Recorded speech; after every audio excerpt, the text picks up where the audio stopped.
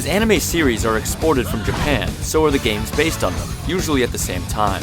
The games are more often than not poor adaptations, and Naruto typically is no exception. Adding to the intrigue, Naruto Rise of the Ninja is an Xbox 360 exclusive and an anime game for a system that has bombed in Japan.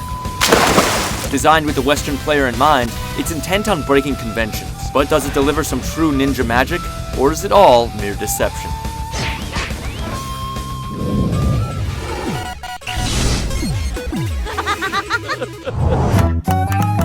Based on the popular Japanese series of the same name, Naruto Rise of a Ninja traces the origins of Naruto Uzumaki, a delinquent ninja in training. The simple-minded shinobi's got a simple goal in mind, to be the very best. Try as he might though, the guy just can't seem to catch a break. Aside from being on the cusp of failing ninja school, Naruto also happens to be the carrier of a sealed fox demon responsible for devastating the village years before. It's a secret that everybody knows but him, and it hasn't exactly made him Mr. Popular around town. To win their trust back, Naruto does everything in his power to become a strong and respectable ninja, even if it means roundhousing trash cans for coins.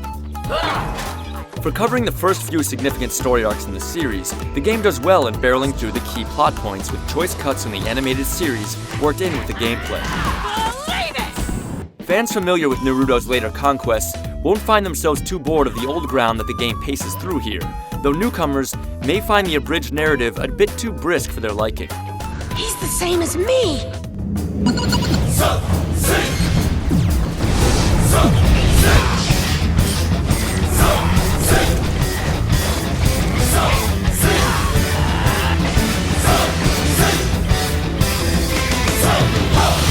Story mode is the game's central feature, which takes Naruto across a thriving recreation of his village.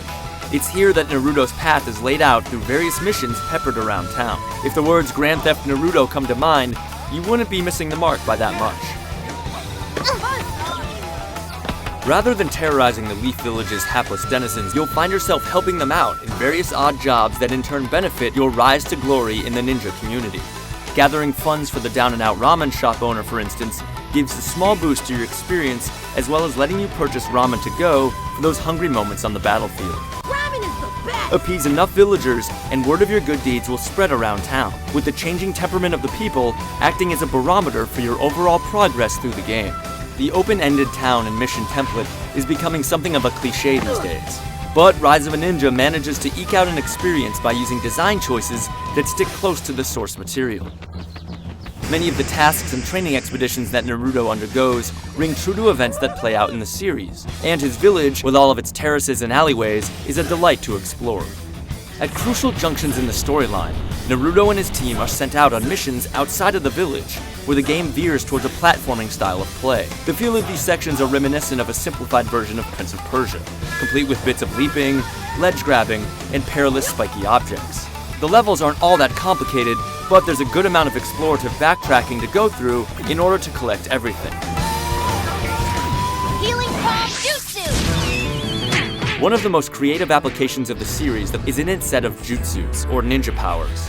These unique abilities are executed by replicating patterns on the analog sticks that mimic hand gestures used in the series.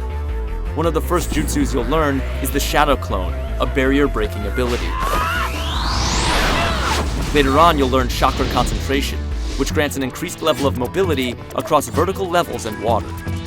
Shadow Clone Jutsu! Pulling off and controlling jutsus is a blast, though most of the guesswork is eliminated by clear indications of which ones to use.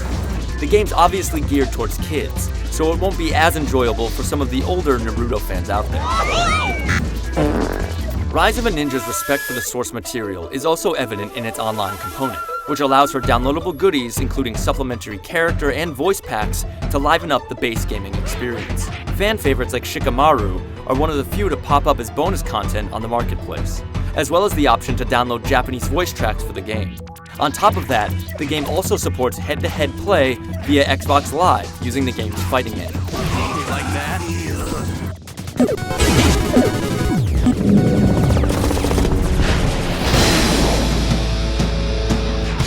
Naruto's citrus-colored jumpsuit must really tick off other ninjas, because he's constantly ambushed by them. It's here that the game enters a fighting mode, and Naruto throws down mano a mano against an opponent.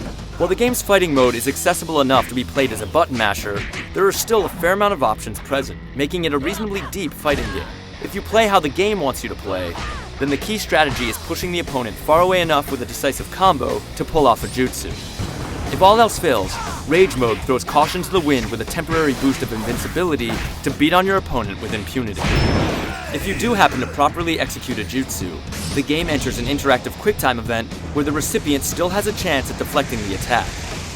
These segments run the gamut from God of War style button presses and analog stick matching to target hitting and dodging.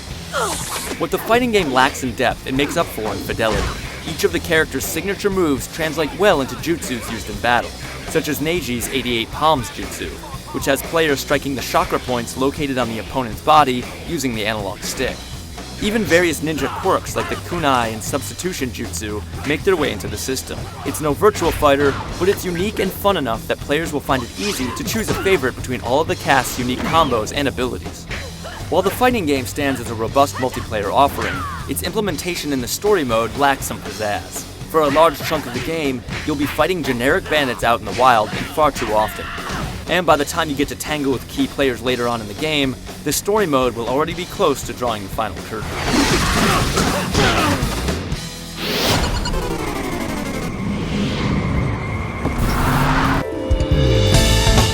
Ubisoft Montreal has done exceptional work on the game's graphics, which use cel-shaded objects mixed with gorgeous backgrounds.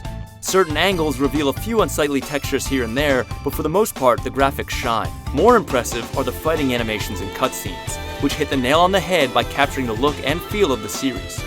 Rise of a Ninja also uses the show's pool of talent and resources to deliver a cohesive experience directly in line with the anime.